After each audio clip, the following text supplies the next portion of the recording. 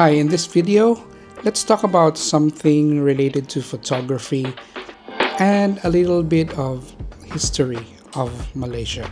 So here's how it all started. This is a photography exhibition by Azul, Adnan and Grace Pui Wan. And this is a project that they created for a span of a year. To provide the details later on about this project, I will show you the exact video of how Azul explained it to us. It's because he would be able to explain it better than me because he's the one doing it. Unfortunately, I weren't able to see Grace. We didn't see her at that time. And there was a reason why this exhibition was held at the Stadium Merdeka. He would also explain about it. So let's watch Azul as he explains all these things to us. Hi. Yes. Jojo. Hi. Proud of this thing. This is the project which I got from PNB Merdeka Ventures. They are the company that's managing the tower, the Merdeka 118. PNB Merdeka Ventures and Think City. So the project is basically a 1-year project. Me and another photographer, Grace. The idea is to shoot the vicinity surrounding the tower. So we have your Tani Street, Kampung Hatta, Bukit Bintang and Pudu. And it's a 1-year project, so we finished shooting about June this year. And then the end result is this, an exhibition, a book which is going to come out in October, and a couple of workshops which we did in some schools. So that's already been done. So this is the exhibition. And they requested us to do this exhibition here because it's very iconic stadium and because it's celebration of Merdeka, and today is Monday will be Hari Malaysia, right? Malaysia Day. Yeah, that's the reason. So it's until the Monday, then that's the end. But hopefully when we publish the book in October, I want to do another exhibition, probably a bigger one. Hopefully. That feeling of, actually this is a very famous bus stop. Used to be very, very busy, the most popular bus stop in KL, but now it's no longer because all the bus stops have moved to other places. So this building is still there, but it's kind of like deserted. So the black and white shows you that mood. That's kind of sad feeling. It just happened when Grace took this picture. She saw this man walking. So and then to show you all these empty bus lanes. So that's the reason.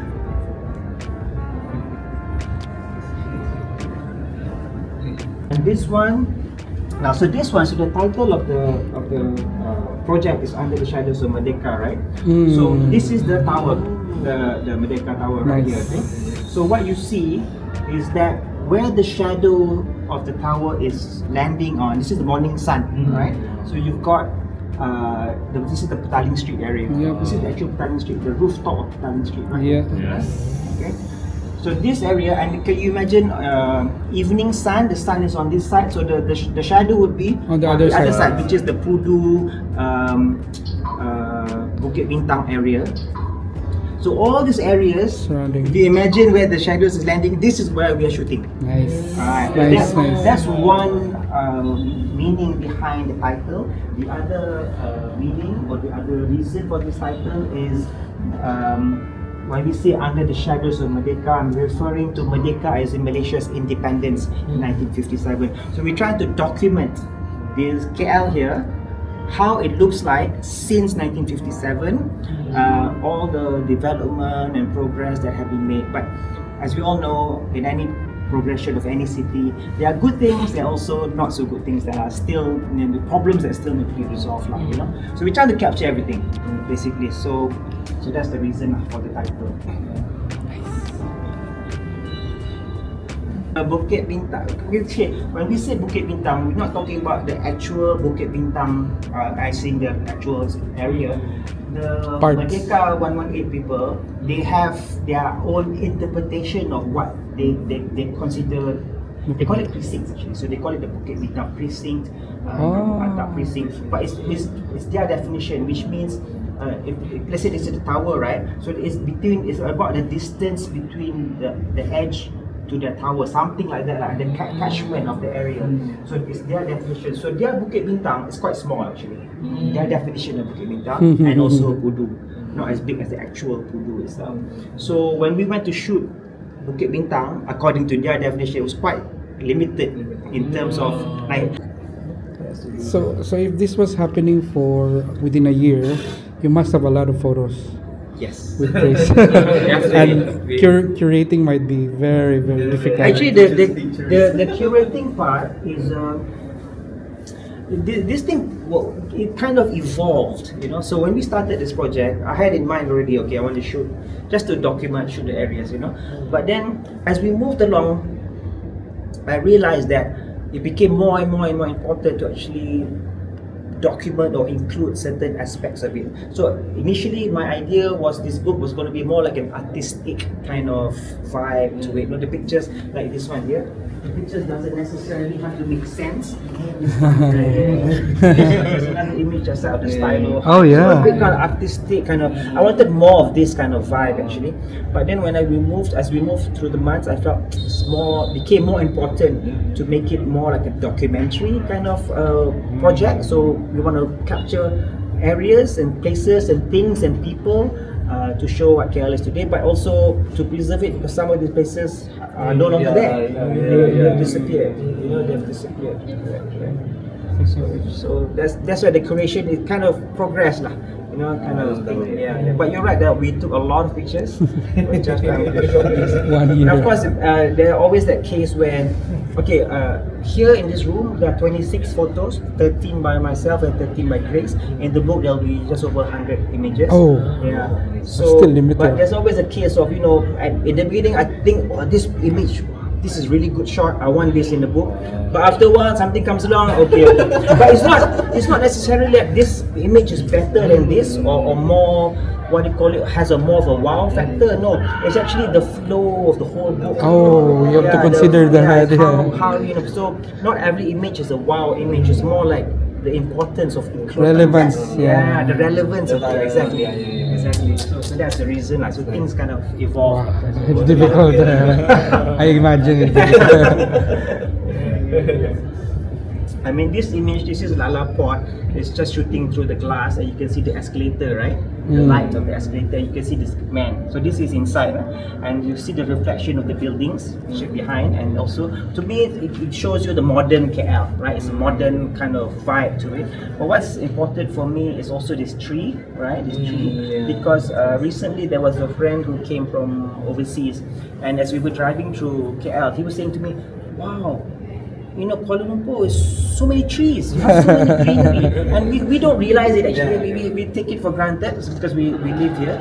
But then I realized the importance of how we actually have this greenery, still having greenery within a concrete jungle like what KL has become, right? All the skyscrapers shooting out, right? Yeah, kind of thing. So that's the significance of that. So this is one of the flats in it's called Sam Mansion, and then it's just capturing this image just to show at night the kind of scene. But there's a couple of people, like there's one guy from the center. So it's like, so, you know, what people do at night, they get into private spaces. Right? Nice. But it's also showing how the other day one lady came. Because she lived in a flat, so she could identify with this. She could resonate with this image. There was actually another guy who came who actually lived in this area. Is this my window? Ninth Street, right? It's so popular, right? So the significance of this particular image is I use a slow shutter on my camera just to make this blurry. And the reason for that is to show that Petaling Street Market is busy. Even from noon, so specifically here noon, but usually in the past it's only busy at nights, in the evenings, you know, like 6 p.m, 7 p.m, like that. There's a lot of things happening, but now even at noon, already a lot of activities. That's why I wanted to show this blurriness. Number two, I wanted to show what Petaling Street is famous for, which is all this faked goods. It's still being sold after all these years. This is what people go to Petaling Street for. Yeah. And then I want to show also that tourists, right? You have foreigners coming in to shop, And the last thing, probably the most important thing, is actually to show that the workers are foreigners now, foreign workers, whereas before they were always local workers. So this shows you the progress or the changes that has been happening in KL. I mean, the fact that it's busy during the afternoon is a change. The fact that foreign workers is not a change, a bit major change. Only thing that it hasn't changed is the still available goods, you know. This hotel. So it's just this taco food truck. Yeah, I don't know. Sometimes it's there, sometimes it's not there. I haven't seen it there. Last time it used to be there every night. You know, I mean, even during the day it's parked there. But I have not seen this truck there recently. Anyway, I took a few shots. There was one particular shot I wanted to choose that shot for this exhibition. Whereas I think 4 or 5 of these guys, there's two groups of people. So all these guys were actually looking that way. I think something was happening, but it looked as if they were looking at the girls. So I was tempted to use that image. Because it's nice, fun image, but then I didn't want people to think, these what they call it, the dirty old man or whatever. Looking at this Creepy. Yeah. So I thought, but I like this image just because they are kind of looking up. Like waiting for their food. Hey, where's my food? Kind of thing. It just happened. And your attention goes to the brighter side. Correct. Yes, in Kwai Chai Hong. I usually, for me especially, I usually take it from the front. The statue, right? From the front. Yeah, usually it is. So one day I just realized, actually at night, I realized I was standing right at the side, at the wall here actually. I said, okay, this is a nice, interesting angle. For me, it's not something I usually shoot, right, this angle. So I like that. So I shot a lot of pictures that night. Again, using a slow shutter to blur out the people, just to show the busyness of this place at night. But then one day, many weeks later, I was around the area. It was already late, after having been out all day. I was maybe about 4 or 5 p.m. already. I was going to go home. I was so tired. I was going to go home. And I came to this area and I saw this gorgeous light, evening light. I said, oh my God, this is so beautiful. So I just stood there and I just waited because there was also this pocket of light shining. Yeah. So I took quite a few shots. And I tried to get a nice shot. So you took this at night, not in the morning? This one is at day, during the day. So this is I think it's about. So I get asked the most, in this exhibition when people come, the most asked question I get is why black and white? Okay. Why are the photos black and white? The most asked question. So I would show this as an example. I said, okay, black and white, reason is because it's timeless, it lasts the end of time. And then did I explain this to you? Yes. But that seems to be the most asked question. And a good example. Yeah. It's black and white. What if it's colors? It will definitely look different. It will give you a different vibe. There's behind this the Hang Tuah flats. They close by a whole block of flats, close by each other. I love the ventilation holes. There's something about them. And when she tells her story, she would talk about how for her, why she likes this picture is to show that these children, they're running up the steps, but they're running towards light, towards a bright future, hopefully, So she likes to compare this picture with a picture of the train, the bus that was moving and dark, and the old man. So that's a comparison to all this. Because if you know photo books in general, I think most photo books, they don't have this explanation per photo. It's more like, I also want you guys to give your own interpretations of it. So I just give you a basic where the place is, and it's your own interpretation. To me, that makes it even more interesting. For all the major photo books in history, actually, they don't have long explanations per picture. No, they don't have that. Even like the musicians, the artists, when they release a song, usually there's a story behind it, but they don't tell you. It's leaving up to you to interpret. Correct. They were interviewed, right? Unless they ask. Then they'll Yes, say exactly. In addition to just documenting old buildings and old culture and heritage and stuff, I need to also show what's happening today, especially with the younger generation, how they. So I knew about this place through my daughter. She was going to go to this concert. It was like they had like 4 bands I think playing that particular night, and this place Mau Tau, which I was not familiar with, so I had to Google Map and everything. Even then also, when I parked my car, I was walking, I was like, couldn't find it. I couldn't find the location. Yeah, it was very secret. So in the end, I was walking along the shop lots, and the door, there's no name, right? It's empty door. And then I hear the music. Okay, it's up here somewhere. So I opened the door, I just walked out. I think that is it the third floor? Second floor, third floor? No, it wasn't the rooftop, it was before. I mean, it's like connecting the second floor as well. I think third and fourth floor. It's a small space, very small space, but nice lah. So I took many shots. This particular one, I chose this because of the energy. I like kids shouting and screaming, and this, to me, that's so important. People are just getting down and kind of thing.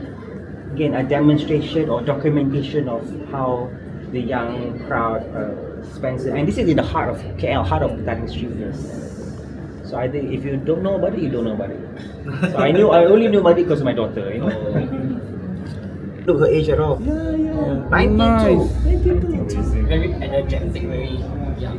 More like this. Actually, when you go there, you see, you know, maybe a small group of people here and maybe another group somewhere else. But this particular location at this particular time, if you look at it, there are people in almost every corner. Yes. Which is not, that doesn't happen all the time. So I guess I was just lucky. Yeah. Fahrenheit.